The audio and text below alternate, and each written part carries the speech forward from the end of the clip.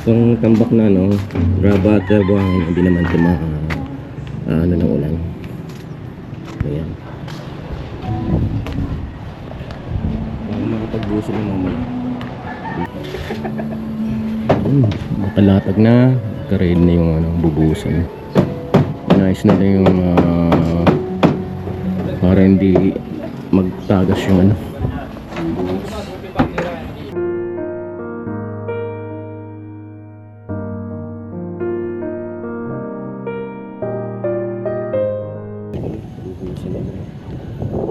at may mga abang na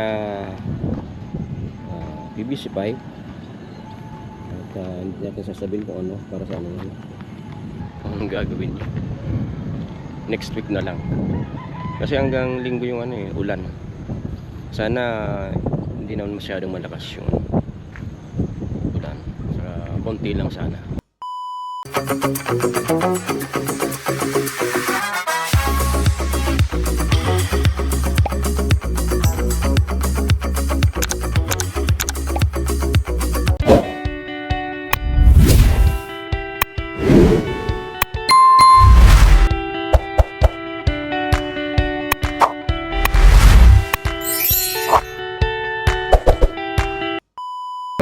At andito ko ngayon sa Boulevard. Yan, patuloy pa rin sa paggawa sa Fregat Bender. So, project sa harap ng bahay ni Gwen. At sa ngayon po ay medyo may masamang panahon na darating. May bagitan. At siguradong mamaya simula ng yung ulan. Ulapan na may siguradong may dalang ulan. Mga maya lang pagsak na yun. Although hindi naman dito yung bagyo, kaya lang apektado pa rin ng outer rain band. Itong tambak na raba at buhangin, hindi naman ito ano ng ulan. Ayan. Makapagbuso ng mamaya dun sa taas. Sana hindi na umulan. Hindi naman umulan kasi nakatras yung trabaho nila. Nakaset na yung bubuhusan. Ano na lang bulan. Inaayos na lang masyadong paglalagyan ng buhos sa taas. Maya maya akyat tayo doon. At napag-anuan ni mama, ate mama, na maglaba kami ngayon habang hindi pa umulan kasi bukas ay kaya mamaya ay siguradong uulan na.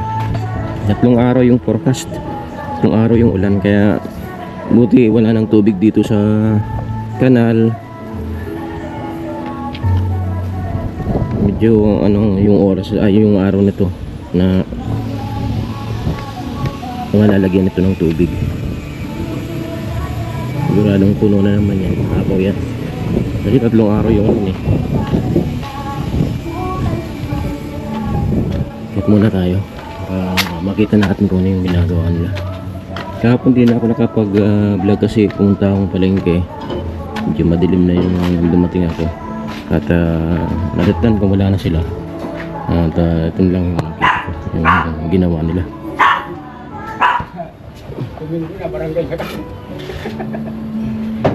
Makalatag na, karead na yung bubusan. Nice na yung para hindi magtagas yung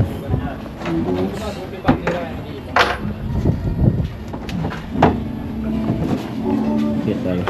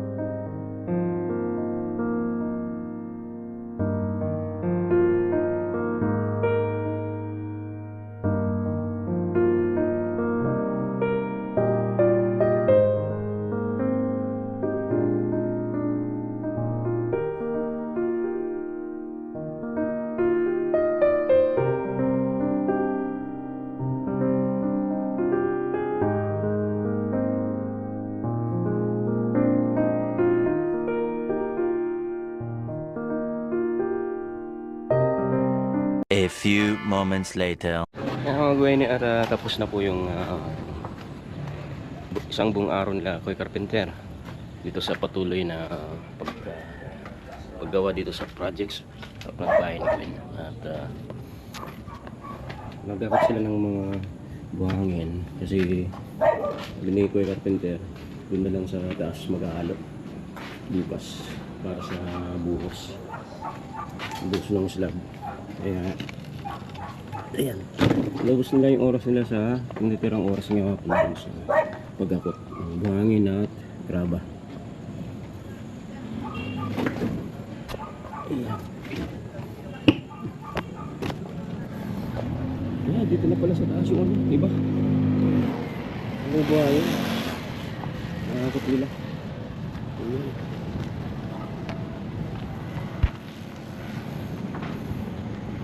Graba. At dito sila mag-alo kung maganda yung panahon bukas. Kaya lang, para magsisimula ng umulan. Wala pa. Umidilang ulan. Gusto pa ni ate mama magtinda dahil hindi naman daw umuulan. Ito na nga. Parating na yung ulan. Dito kasi pag tumingin ka dito, parang okay lang naman. Pero yung kaulapan ay, ayan, nasa ibabaw na. Hindi siya naniniwala na hindi ulan.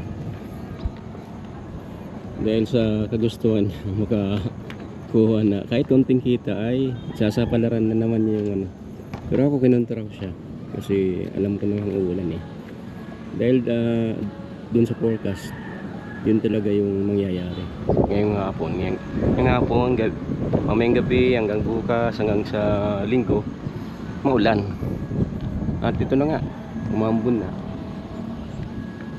nakatapos pa lang namin maglaba sana pahinga na. Alam ko lang kapag bumuso ng ulan kung pupuntahin pa ako ni ating mama sa palengke. At ito na nga yung nagawa nila. Ayan. Okay, ito na. Bubusan na. At may mga abang na PVC pipe. At hindi natin sasabihin kung ano para sa ano. Ilaw din para sa baba para sa ilaw. Yan.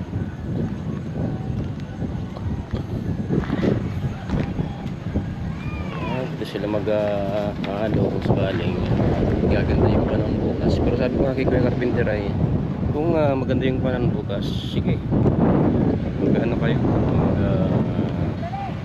buhos dito sa slab konting space na to. Pero kung hindi maganda yung panahon bukas, ayan, alam nyo na kung gagawin nyo next week na lang kasi hanggang linggo yung ulan. Sana hindi naman masyadong malakas yung ulan, konti lang sana ang ibubuhos na ulan kasi yan, tayo na dito yung dating may tubig tapos ngayon nalalagyan na naman yan. Ayan, pahirapan na naman yung mga magdadaan doon, yung dadaan sa papunta doon sa kanto ng San Rafael. Yan ang daanan nila nandun yung fish landing. Tapos yung tulay na dating dinonate ng isang kay Pingawat yan, hindi nila na-maintain kaya sira na yung iba. Pero pwede pa naman daanan ng mga medyo hindi mabigat na tao, tsaka yung mga lalaki syempre kasi tutulay sila ng sumasayaw yung mga kawayan kasi sira na yung ibang daanan, ibang kawayan. At umambon na nga mga gawin yan ang inaantay ni ate mama, ang umulan para hindi na magtinda.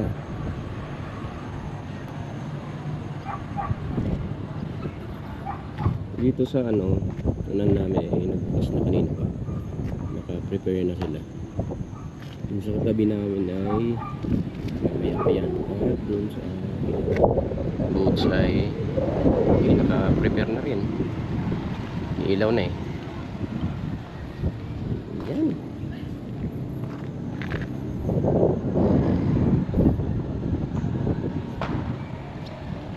Yan na muna ang update natin yan mga kawani. Kasi umambon na, bababa na ako. Abang-abang na lang po kung ano yung mga susunod na magaganap at magbabago dito sa project, sa harap ng bahay ni Gwen, at kung ano yung mga i-reveal pagkatapos nito.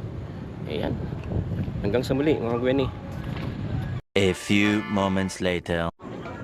Mga Gwen, at natuloy na kaming magtinda ngayon dahil wala pa namang ulan. Kaya ayan, wala pang customer. Siguro nandun pa lahat sa ano, sa Bukana, kasi dun yung talagang sentro ng mga tao.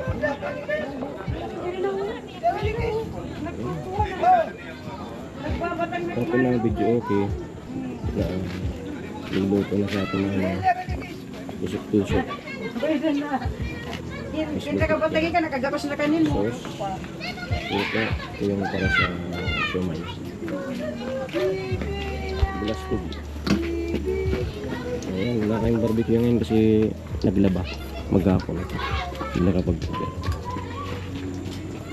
Ayan, yung mga table. Wala tayong laman.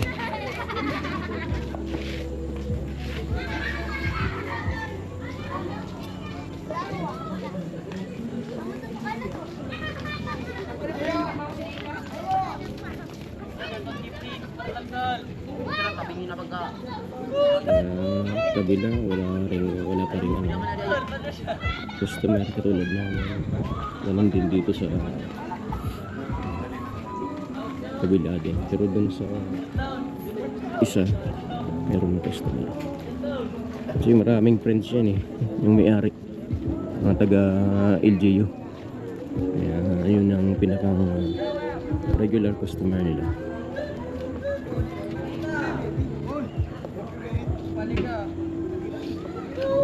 Hintayin lang kami ng ano, ng darating na maglalakad, magtsatsagang maglakad kasi dun sa Bukana ay sarado yun, hindi pinapaano ng mga motor.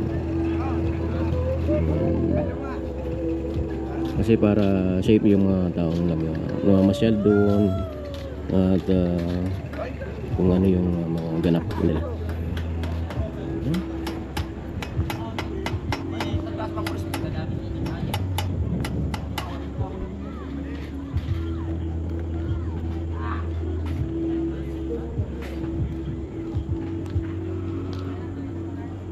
Pero yung langit maitim pa rin talagang, kasi sabi sa weather forecast ay mamayang gabi o bukas ng umaga maglalandfall si Bagyong Wilma.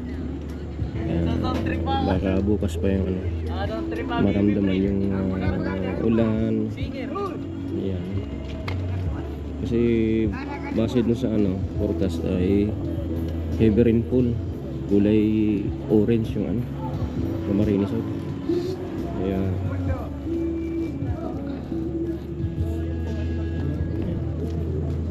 sana ulan lang, walang hangin para hindi na magtanggal nitong pero wala namang signal, wind signal hindi naman kasama sa wind signal yan. Kamusta lang, ulan kasi masyado nang mababa yung tatakin ng Bagyong Wilma, dating Visayas at konting part ng Mindanao. Doon talaga magtatraverse yung bagyo.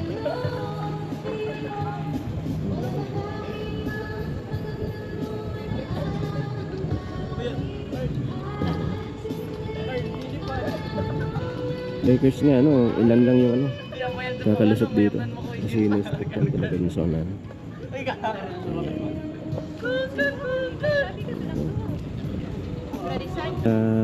Liligaw lang ang mga namamasyal, lalakad-lakad kakarating dito. Yung matyagang sa bagay, exercise naman yan maglakad masyadong malayo simula dun sa Bukana. Ayan.